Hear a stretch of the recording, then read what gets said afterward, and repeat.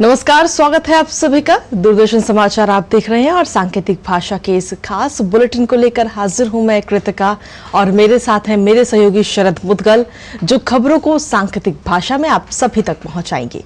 तो चलिए शुरुआत करते हैं इस खास बुलेटिन की और सबसे पहले देखते हैं सुबह की हेडलाइंस। भारतीय रिजर्व बैंक के 90वें स्थापना दिवस पर आज मुंबई में विशेष समारोह। मुख्य अतिथि के रूप में प्रधानमंत्री नरेंद्र मोदी आरबीआई एट 90 के उद्घाटन समारोह में होंगे शामिल। दिल्ली के राउज एवेन्यू कोर्ट में आज दिल्ली के मुख्यमंत्री अरविंद केजरीवाल को पेश करेगी ईडी। शराब नीति मामले में पूछताछ के लिए फिर मांगी जा सकती है रिमांड। राजनाथ सिंह की अध्यक्षता में बीजेपी घोषणा पत्र समिति की पहली बैठक आज। वहीं जोधपुर में गृह मंत्री अमित शाह लोकसभा कोर कमेटी के साथ करेंगे चुनावी चर्चा।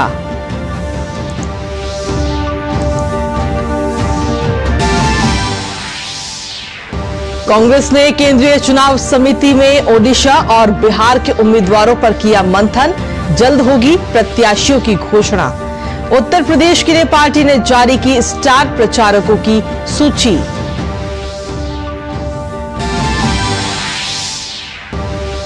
चौबीस की चुनौती को लेकर राजनीतिक दलों में घमासान। मिजोरम में सत्तारूढ़ दल जोराम पीपल्स मूवमेंट शुरू करेगी चुनाव प्रचार अभियान। तमिलनाडु में डीएमके समेत तमाम दलों ने भी झोंकी ताकत।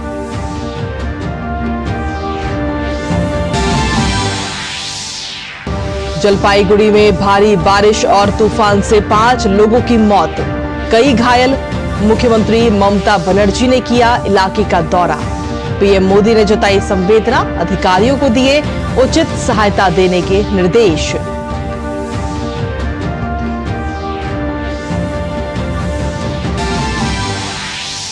और खेल की खबरों में इंडियन प्रीमियर लीग में कल खेले गए मैच में दिल्ली कैपिटल्स ने चेन्नई सुपर किंग्स को हराया। आज होने वाले मैच में मुंबई इंडियंस और राजस्थान रॉयल्स होंगे आमने सामने।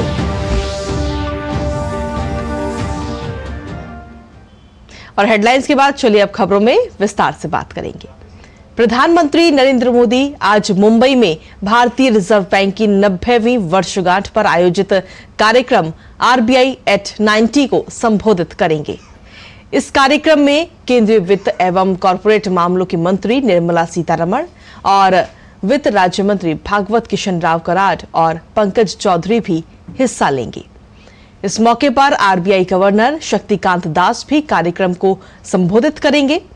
भारतीय रिजर्व बैंक की स्थापना 1 अप्रैल 1935 को हुई थी और ये आज अपने 90वें वर्ष में प्रवेश कर रहा है।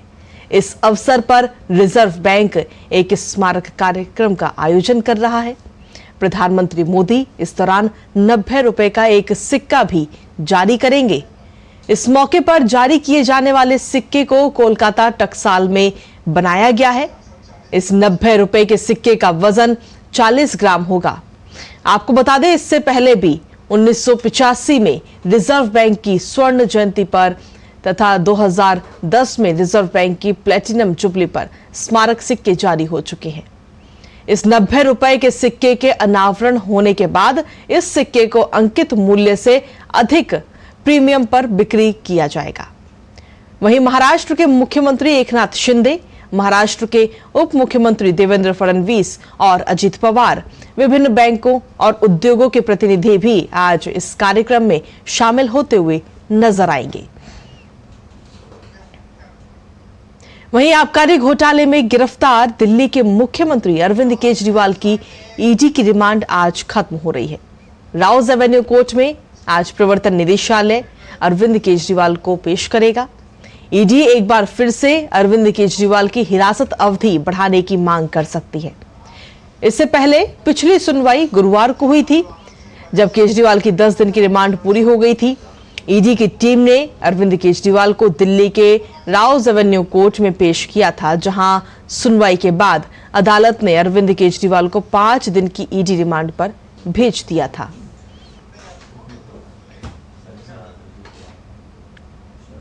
वहीं लोकसभा चुनाव को लेकर बनाई गई बीजेपी की घोषणा पत्र समिति की पहली बैठक आज होने जा रही है। पार्टी के वरिष्ठ नेता राजनाथ सिंह की अध्यक्षता में 27 सदस्यीय समिति बनाई गई है। वित्त मंत्री निर्मला सीतारमण समिति की संयोजक हैं, जबकि पीयूष गोयल को सह संयोजक बनाया गया है। इस समिति का काम बीजेपी के संकल्प पत्र में शामिल होने वाले मुद्दों और वादों की पहचान करना है।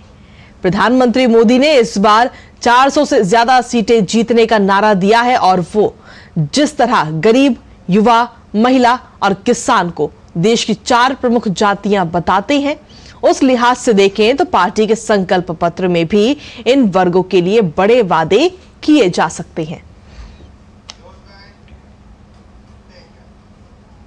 वहीं भाजपा के वरिष्ठ नेता और गृह मंत्री अमित शाह का राजस्थान दौरे का आज दूसरा दिन है। अमित शाह आज जोधपुर में सुबह लोकसभा संयुक्त कोर कमेटी की बैठक में हिस्सा लेंगे। इस बैठक में जोधपुर, पाली, जालौर, सिरोही, बाड़मेर के पदाधिकारी शामिल होंगे। इसके बाद वो शक्ति केंद्र संयोजक सम्मेलन में भी शामिल होंगे। उसके बाद अमित शाह जोधपुर, पाली, जालौर, सिरोही, बाड़मेर और जोधपुर लोकसभा बूथ अध्यक्ष सम्मेलन में भी शामिल होंगे। उसके बाद में दोपहर बाद जोधपुर से दिल्ली के लिए अमित शाह रवाना हो जाएंगे। गृह मंत्री अमित शाह के इन सभी कार्यक्रमों में मुख्यमंत्री भजनलाल शर्मा भी मौजूद रहेंगे। बीते कल यानी पहले दिन लोकसभा चुनाव के मद्देनजर जयपुर में संगठन के नेताओं के साथ बैठकें की गईं और सीकर में रोड शो भी किया। वहीं कांग्रेस की केंद्रीय चुनाव समिति की बैठक में ओडिशा और बिहार के लोकसभा प्रत्याशियों के चयन को लेकर महत्वपूर्ण बैठक हुई। इस बैठक में पार्टी अध्यक्ष मल्लिकार्जुन खड़गे, कांग्रेस संसदीय दल की नेता सोनिया गांधी और पार्टी महासचिव केसी वेणुगोपाल सहित प्रमुख नेताओं ने हिस्सा लिया। बैठक में दोनों प्रदेशों के प्रभारी भी मौजूद रहे। बिहार में कांग्रेस महागठबंधन का हिस्सा है। यहां आरजेडी और लेफ्ट के साथ मिलकर पार्टी चुनाव लड़ रही है। बता दें कि बिहार की कुल 40 लोकसभा में से कांग्रेस 9 सीट पर चुनाव लड़ रही है। हालांकि पूर्णिया लोकसभा सीट को लेकर अब भी संशय बरकरार है, क्योंकि कांग्रेस में अपनी पार्टी का विलय कर चुके पप्पू यादव पूर्णिया से बिना टिकट लिए खुद को उम्मीदवार घोषित कर चुके हैं, जबकि आरजेडी की ओर से बीमा भारती महागठबंधन की प्रत्याशी हैं।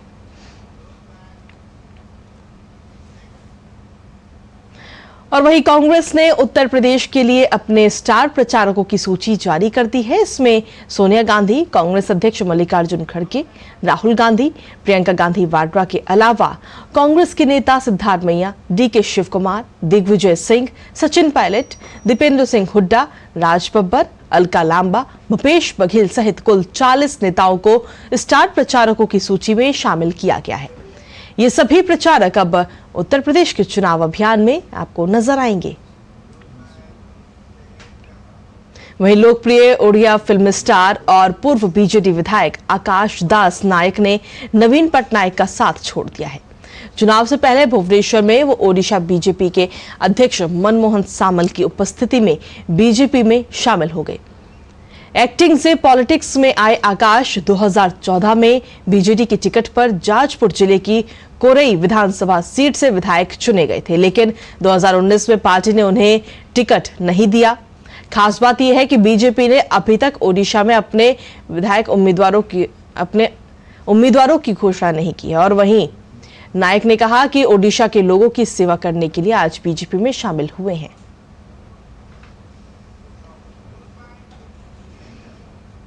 और अब बात पश्चिम बंगाल की करते हैं, जहां पश्चिम बंगाल में जलपाईगुड़ी जिले में भारी तूफान के कारण 5 लोगों की मौत हो गई और 100 से अधिक अन्य लोग घायल हो गए। अधिकारियों के अनुसार तेज हवाओं के कारण जिले के कई हिस्सों और आसपास के इलाकों में कई पेड़ गिर गए और मकान भी क्षतिग्रस्त हो गए।